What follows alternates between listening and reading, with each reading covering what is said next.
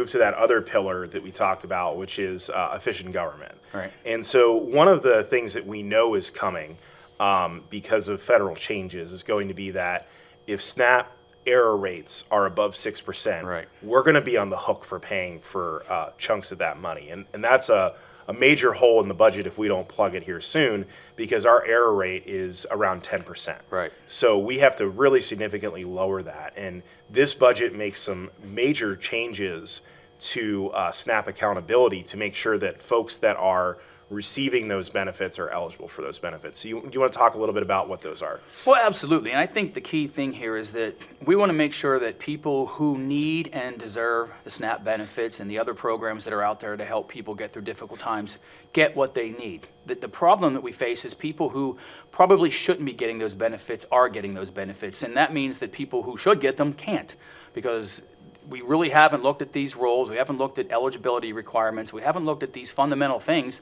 that you should have to check those boxes before you're eligible for SNAP benefits and other programs that help people. And so this is another step forward, and again, making government more efficient and saving taxpayer dollars, because we're spending millions of dollars on people who could be out working, who shouldn't be on benefits. This will help clean that up and make sure that families out there who do need these benefits, young children who need to have food on their table, who their parents can't pay their bills, we want to make sure that those are the people that are getting the benefits, not the people who don't deserve them. And these are not harsh, controversial things. We're talking about checking the SNAP rolls against the rolls of death certificates from the Department of Health. We're talking about looking at lottery winners. Right. We're talking about looking at the labor and industry rolls, folks that have lost a job that are now no longer in that position, that have been able to find employment, that they're not still getting these SNAP benefits.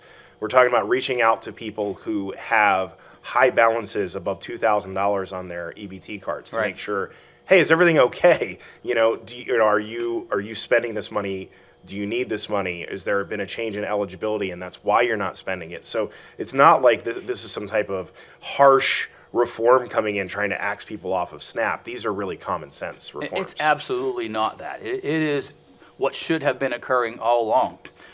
Back when COVID came through, and we saw a lot of people continue to get benefits because there was no one being taken off the rolls. The times have changed, and it's time to take a fresh look at those roles. Again, as you said, it's not like we want to cut anything from people who deserve it. It's just making sure that the right people are getting the benefits that truly need those benefits. And I think something that a lot of people don't realize is that Pennsylvania, for several years, has requested a waiver from the federal government to waive the employment requirement for some benefits. If you are able to work and you can provide for your family without needing government assistance, then you shouldn't be getting it. Right. But the people who can't do that should be getting it. And if you're able to provide, if you're physically able to get out and get a job and you're working and you're making ends meet, then I think that you should step aside and let the people who do deserve it, who can't do that, get those benefits. Another great protection that is in this as well, we know that SNAP fraud is oftentimes not a result of something that a recipient did wrong.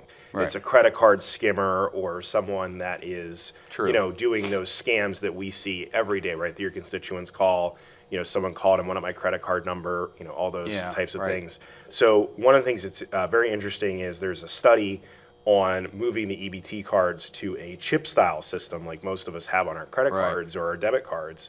And so that's really going to go a long way towards preserving benefits for people who deserve them as well. I think that absolutely makes sense. We've heard many stories of people who expect to see those benefits in their account, and then when they go to use their card, it's not there. Right. It's been stolen. So I think that this speaks to integrity and making sure that, again, the people who deserve the benefits have those benefits and they're not being basically ripped off by con artists and thieves. And it's so wrong, and it's something that we should be addressing, because those folks, I'm sure those calls when you take them are heartbreaking, because it's probably an elderly person and it could have happened to really anyone.